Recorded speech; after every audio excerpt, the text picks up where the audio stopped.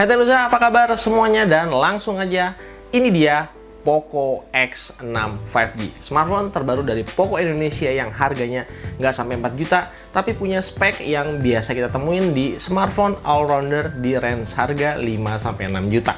Saya udah lumayan intensif nyobain HP ini untuk sehari-hari dan ternyata emang beneran bisa senyaman itu, walaupun kayaknya untuk bisa dapetin penilaian final smartphone ini tuh kayaknya nggak bisa kalau ngebahas reviewnya cuma satu kali aja.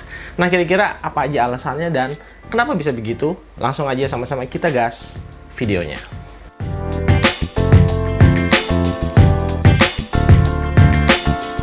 Kecewa, itulah kalimat pertama yang saya rasain begitu tahu kalau Poco X6 ini ternyata start dari MIUI 14. Ini artinya secara OS update, smartphone ini hanya akan terima dukungan update sampai Android 16, nggak seperti versi Pro yang satu level lebih panjang karena start dari Android 14. Walaupun secara user interface HyperOS ya nggak beda terlalu jauh sama MIUI sebelumnya, tapi salah satu poin positif di Xiaomi HyperOS adalah konsumsi sistem storage yang lebih kecil di bawah 10 GB. Ini artinya usernya punya ruang kosong lebih lega dengan sistem processing UI yang jadi lebih ringan. Perlu diingat teman-teman semua kalau jeroannya Poco X6 bukan untuk diajak ugal-ugalan ekstrim. Snapdragon 7S Gen 2 kelasnya nggak terlalu beda jauh sama 778G. Bedanya ini versi improvement dengan fabrikasi yang lebih kecil. Makanya kalau kita bicarain performa dan kestabilan, Poco X6 sama sekali nggak akan mengecewakan. AnTuTu skornya tinggi, CPU throttlingnya minim, kestabilan ngejalanin 3D Mark-nya juga bagus banget. Buat dipakai harian, sebenarnya juga nggak ada masalah, cuma mungkin karena ini masih ROM awal, saya tuh masih suka ngerasain ya kalau proses buka tutup atau pindah-pindah antar aplikasi kadang-kadang masih ada jeda stuttering sepersekian detik.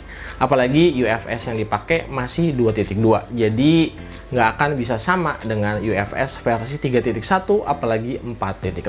So, semoga buruan diupdate ke HyperOS sesegera mungkin. Oke, buat kalian yang beli HP ini untuk tujuan gaming, selama ekspektasinya nggak ketinggian, Snapdragon 7S Gen 2 ini cukup kencang, stabil, dan pastinya adem. Mobile Legends bisa dapat FPS 85 FPS, sementara untuk PUBG Mobile bisa di 60 FPS. Keduanya sangat-sangat overall playable di smartphone ini, walaupun mungkin untuk settingan rata kanannya belum kebuka secara menyeluruh. Suhunya juga terpantau adem banget.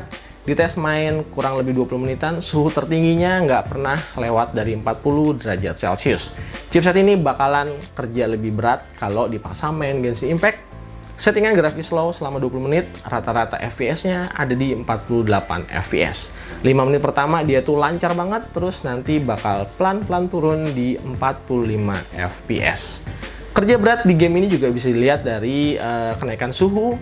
Ini bisa mencapai 42 derajat Celcius. So far, untuk overall gaming performance, Poco X6 dengan Snapdragon 7S Gen 2 menurut saya cukup bisa diandalkan. Oh iya, buat reminder aja, pastiin semua game yang mau kalian pakai dimasukin ke dalam mode game turbo supaya bisa dapetin performa yang maksimal antara hardware dan juga software. Oke, soal desain saya cukup happy ya, karena sebenarnya ini tuh katanya kembarannya Redmi Note 13 Pro. Walaupun all plastik, tapi build quality-nya udah cukup solid, apalagi warna putihnya ini tuh ternyata fresh banget. Udah gitu case bawaannya juga sekarang malah lebih cakep lagi, kayak gini ya. Good job banget si Poco. HP ini punya bodi yang tipis, panjang, terus frame-nya juga lumayan ngeboxy di tangan. Jadi berasa lebih solid, padahal secara bobot, HP ini relatif enteng. Di bagian atas, jack audionya masih ada, terus punya IP rating 5.4 juga. Untuk dual stereo speaker ya menurut saya cukup aja ya, sesuai harganya lah. Bagus enggak, istimewa juga enggak. Buat kalian yang udah biasa pakai Poco X series dan dari generasi ke generasi, atau calon user yang baru pengen ngejajal smartphone Poco untuk pertama kalinya, layar dari Poco X6 ini bakalan bikin kalian takjub dan kaget. Cukup bayar 3,7 jutaan di harga awal rilis, kita bisa dapetin AMOLED 120Hz yang flagship grade.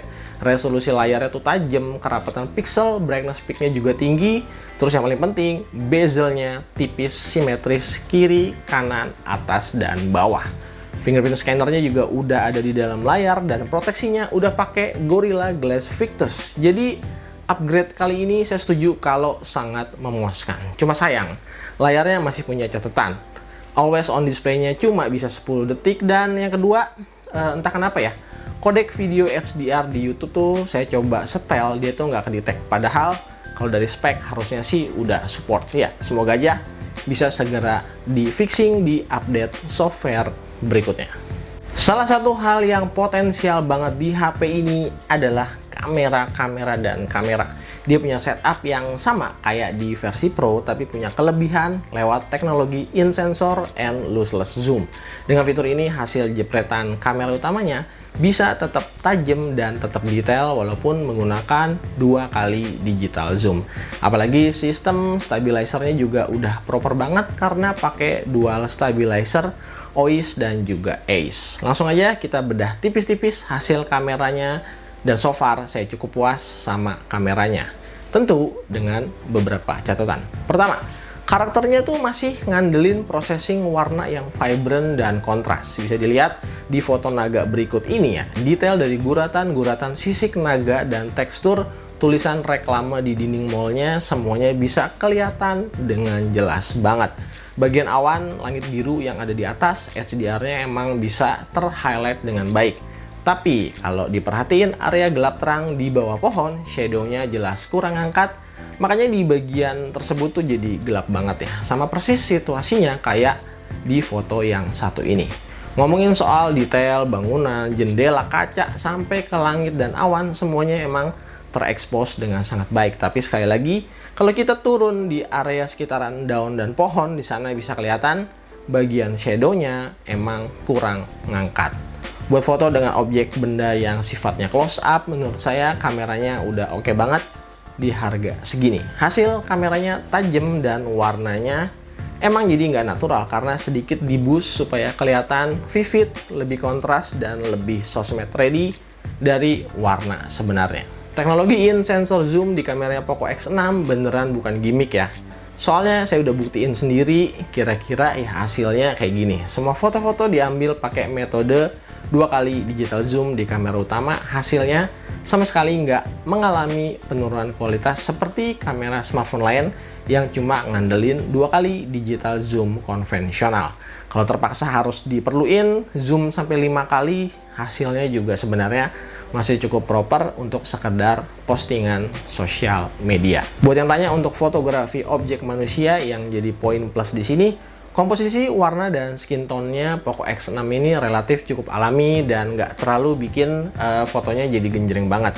Sayangnya begitu kita pindah ke lensa ultrawide, ya hasilnya lumayan signifikan turun karena kamera ultrawide-nya cuma 8 megapiksel doang. Kita lanjut untuk foto-foto di kondisi low light, hasil night mode-nya mungkin nggak akan semewah seperti kamera smartphone dari grupnya BBK Company. Apalagi ini kan masih ROM firmware di awal rilis. Jadi tipikalnya bukan night mode yang bikin foto malamnya jadi signifikan terang benderang. Tapi di sini tuh dia lebih ke arah bagaimana ngejaga kualitas foto supaya bisa tetap tajam dan mengurangi kemungkinan noise yang terjadi. Yang bikin happy ternyata kamera selfie-nya Poco X6 ini sama bagusnya kayak di X6 Pro. Lihat aja, bagian foreground dan background sama-sama bisa ter-highlight dengan bagus karena dia tuh punya dynamic range yang cukup luas buat mengangkat area shadow dan juga highlight. Skin tone di wajah kita juga nggak meleset jauh ya. Ini pasti kameranya bisa tetap perform bahkan kalau di kondisi selfie low light sekalipun. Salah satu poin yang cukup mengganggu di perekaman video recording adalah gejala jitter atau jello yang masih lumayan agresif kalau dipakai ngerekam video di kondisi low light atau di malam hari. Sementara kalau kita di kondisi daylight dengan cahaya yang proper, video recordingnya menurut saya justru bagus dan sama sekali nggak ada isu. Ini mungkin ya wajar ya, karena masalah HP baru yang baru banget dirilis, jadi mungkin nextnya akan segera dikasih perbaikan lewat software update. Di Full HD 60 fps. Dipakai buat panning juga masih oke, buat kelas 3 jutaan sih. Oke, salah satu kelebihan di Poco X6 5G dia itu videonya bisa rekam di Full HD 60 fps ya. Ini bisa rekam di Full HD 60 fps. Punya kapasitas baterai yang ganjil, Poco X6 sanggup bertahan seharian untuk di pemakaian rutin skala moderat sambil sesekali dipakai gaming tipis-tipis. Untuk SOT-nya sendiri ada di level lumayan awet karena angkanya bisa mendekati 7 jam. Untuk charger speed bawaan 67 wattnya juga kencang ya. Sekali colok dia bisa penuhin baterai lagi 100% kurang dari ya 50 menit. Oke, tahun 2024 ini kayaknya cerah ya buat kita-kita para penikmat gadget. Baru juga awal tahun udah ada Poco X6 series dan pastinya bakalan disusul lagi sama kompetitor dari brand-brand sebelah yang nggak mau kalah begitu aja. Buat kalian yang pilihannya lebih ke smartphone all-rounder dengan chipset terbaru, desain layar dan bodi yang kece, kamera yang potensial, dan juga software update jangka panjang, Poco X6 ini rasanya sangat sepadan sama uang yang udah kita keluarin. Ada beberapa PR yang tadi udah saya sebutin, semoga aja segera di-fixing ketika berada di Xiaomi HyperOS mendatang. Oke, segini dulu aja video review kita part 1 untuk Poco X6. Like dan subscribe channel ini kalau dirasa bermanfaat. Kita bakal ketemu lagi di video-video lanjutan dari Poco X6 5G. Stay out and Teknoza pamit. Bye-bye.